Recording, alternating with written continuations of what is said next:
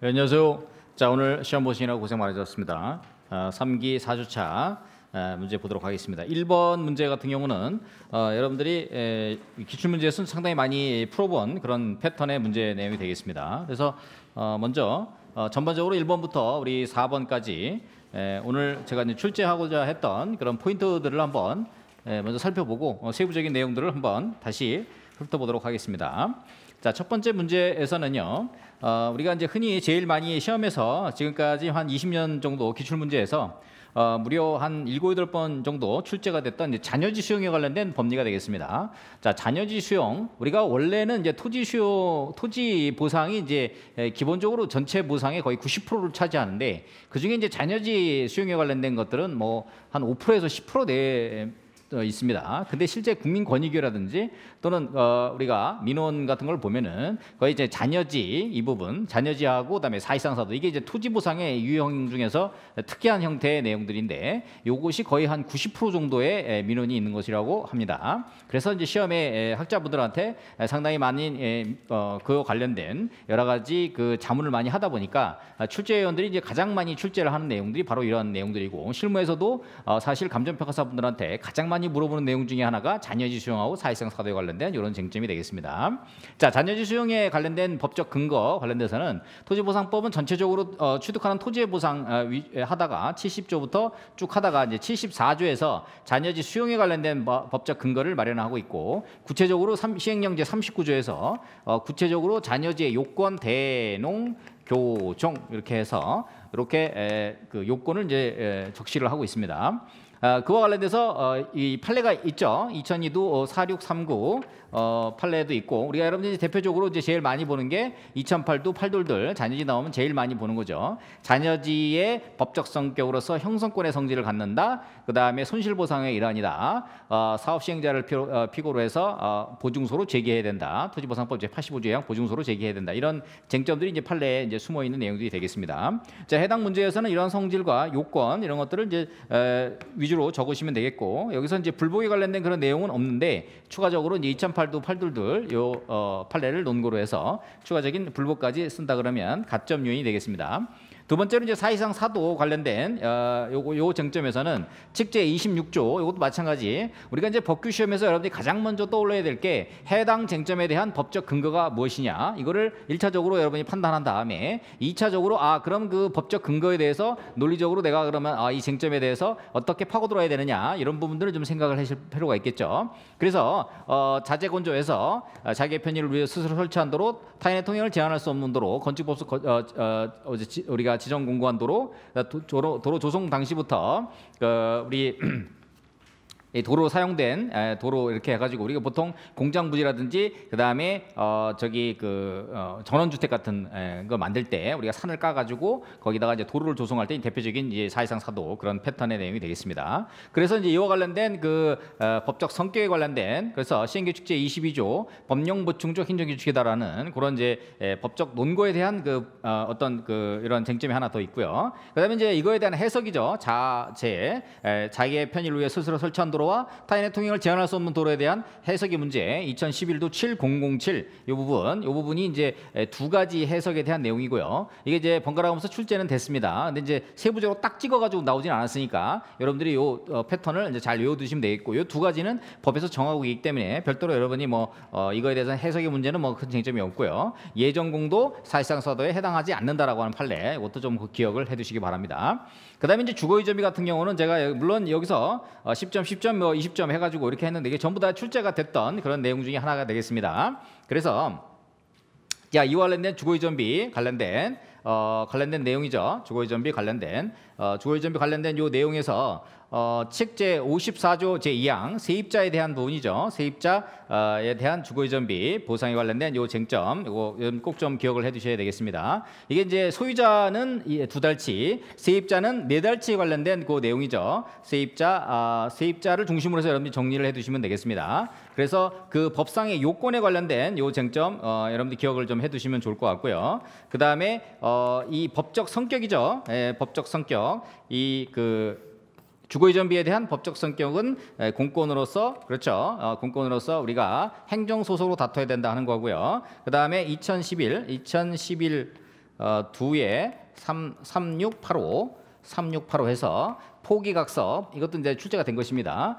강행규정 위반으로서 시행규칙 제54조 제2항 강행규정이고 이를 위반하기면 무효다. 그래서 포기각서를 썼다 하더라도 강행규정을 위반했기 때문에 무효고 주거의전비는 반드시 지급해야 된다. 이런 측면이 있는데요.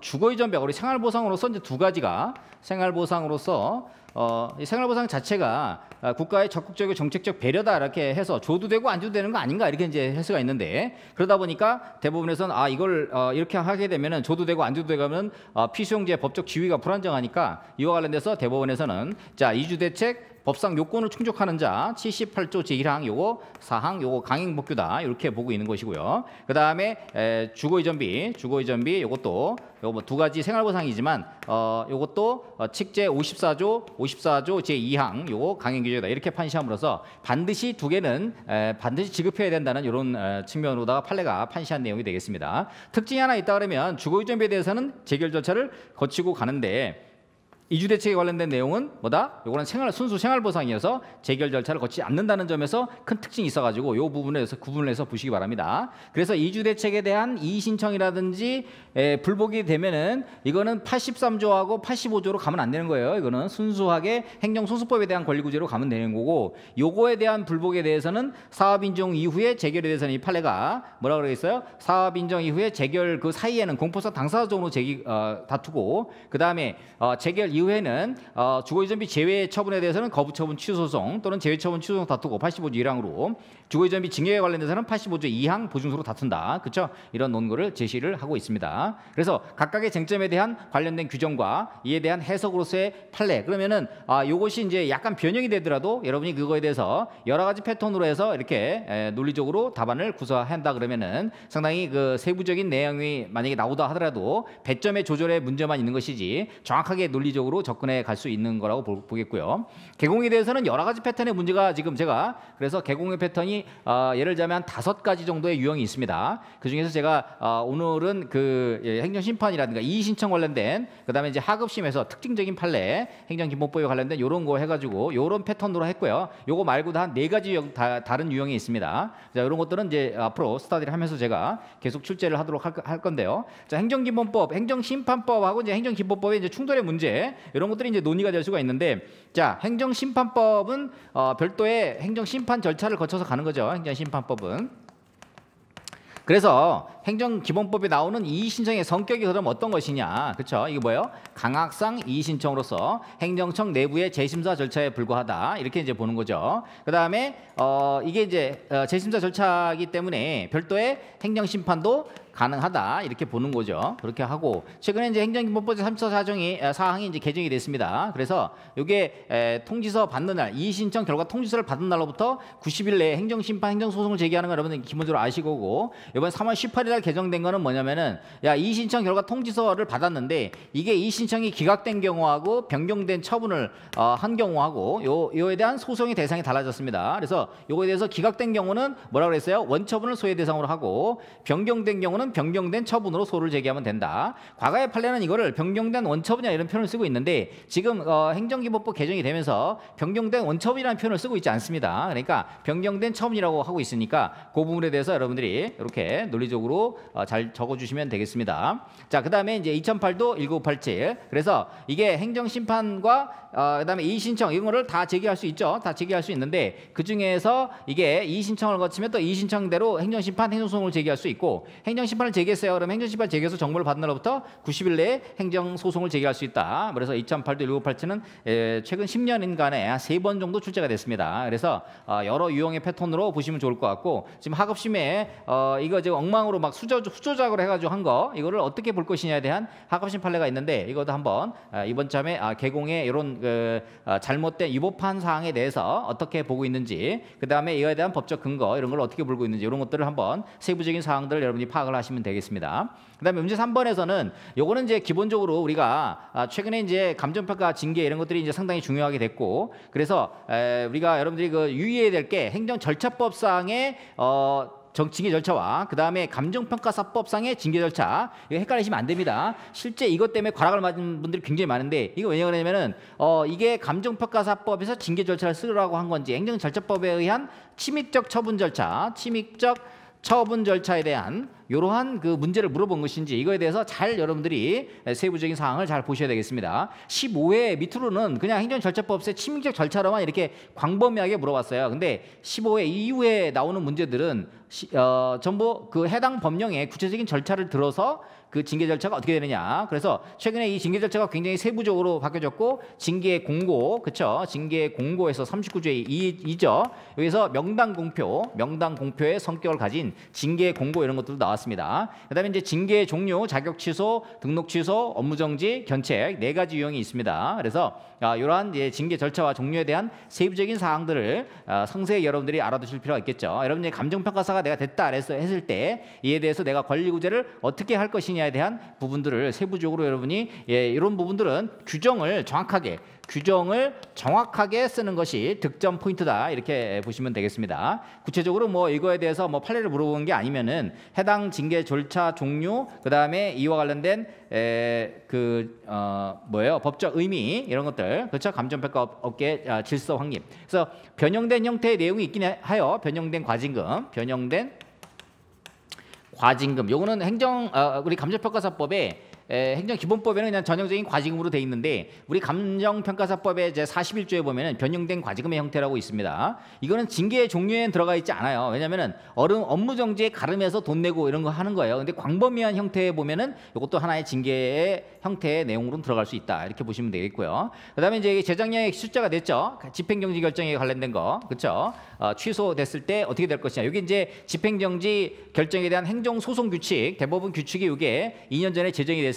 그 당시 제정될 때 이게 이 판례로 해서 문제를 냈는데, 지금 여러분들이 쓸 때는 이 판례를 가지고 쓰실 필요는 없고, 물론 이제 판례도 언급을 하면 좋죠. 근데 행정소송 규칙에서 어떻게 돼요? 집행정지 결정의 종기를 30일 내에 정할 수 있도록 하고 있습니다. 실무적으로는 확정 판결이 났어요. 지금 이제 여기 징계가 확정됐죠. 기각 판결을 해가지고 징계가 확정됐어요. 그렇죠? 그러면 이제 판결서 정본이 국토부 장관하고 그다음에 당사자에게 도달될 거 아니에요. 그렇죠? 그러면 도달한 시점부터 바로 그냥 업무 정지냐, 그런 건 아니고요. 보통 우리가 징계를 할 때도 국토부 장관이 예를 들자면은 지금 5월 달이에요. 그러면 이제 6월 1일부터 3개월 동안에, 그렇죠? 6, 7, 8 3개월 동안에 업무 정지. 그래서 6월 1일부터 업무 정지의 개시일은 6월 1일부터 8월 30일까지 3개월이다, 이렇게 이제 적시를 하는 거죠. 다만 지금 이제 징계에 관련된 처분서를 지금 받아가지고 효력이 이제 발생되는 그 개시 시점은 별도로 국토부 장관이 특정을 해서 합니다. 왜 이제 이렇게 징계 형태를 하냐면은, 지금 여러분 업무정지 처분에 대해서 지금 딱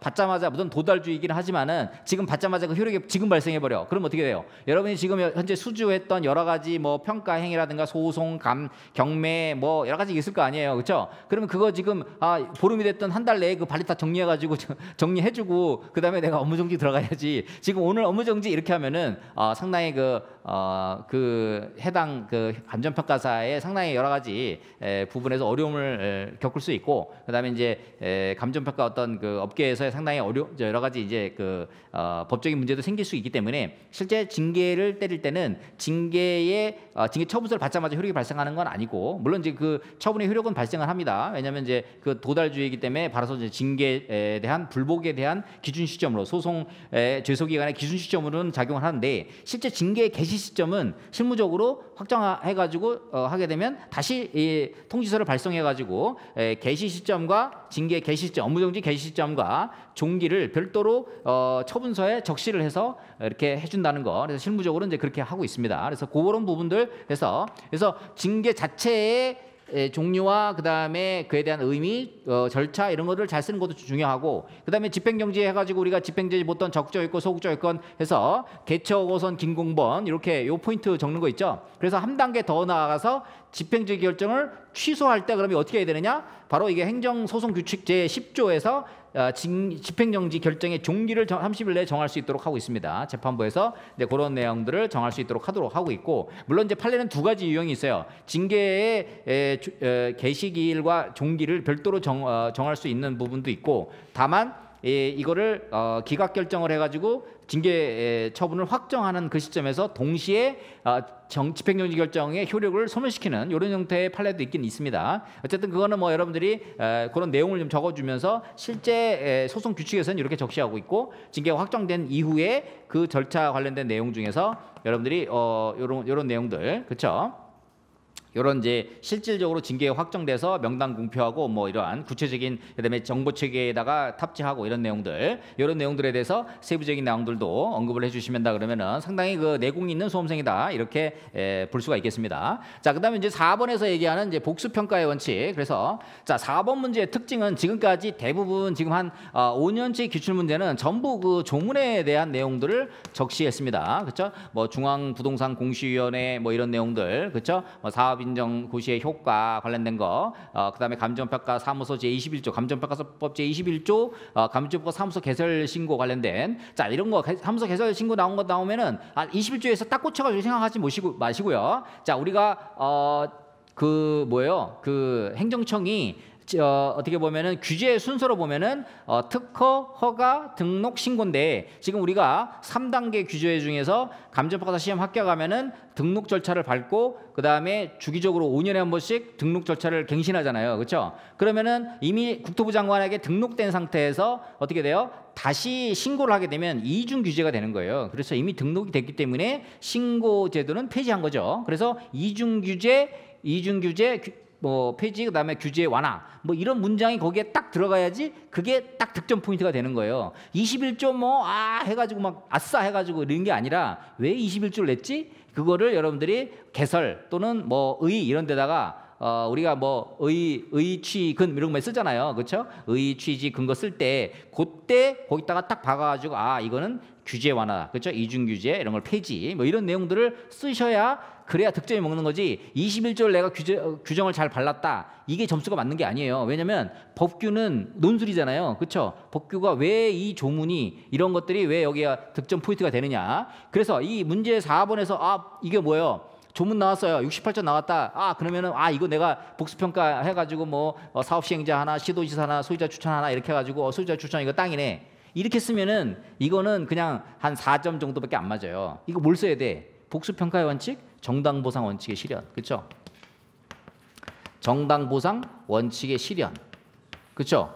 이 문장이 들어가야 되는 거야. 이 키워드가 들어가야 여기서 일단 5점 이상 먹고 6점 이상 먹고 들어가는 거야. 정당보상 원칙을 실현하고 그 실현하기 위해서 이게 우리 헌법에 있는 헌법 제23조 3항에 있는 정당보상 실현하는 내용이 있잖아요, 그렇죠? 그러니까 헌법 23조 언급을 하면서 헌법의 구체화법으로서 토지보상법이 복수평가의 원칙 제68조에 규율되어 있다, 그렇죠? 있고 그 다음에 실질적으로다가 이 법적 근거가 있으면 이에 관련된 판례가 있을 거 아니에요, 그렇죠? 2013도 우리 저 자료에서는 여기 제가 여기 내용을 안 나눴는데 이게 이제 형사 사건으로서 2013도 6835 사건으로 복수평가에 관련된 해당 뭐예요? 요게 판례 논거가 있습니다. 그렇죠? 그러면 여러분들이 조문 문제 나왔다 해서 조문 쫙 바르고 규정 있는 내용 쫙 바르고 내가 잘 썼다 이렇게 생각하시면 안 되고요. 법규는 기본적으로 감정평가 및 보상법규 뭡니까? 국민의 재산권 그런 거를 보호하기 위해서 3법이 지금 조제하는 거잖아요. 그렇죠? 그 다음에 우리가 거기다 행정법도 공부하는 건데 결국은 행정법은 공사의 형량,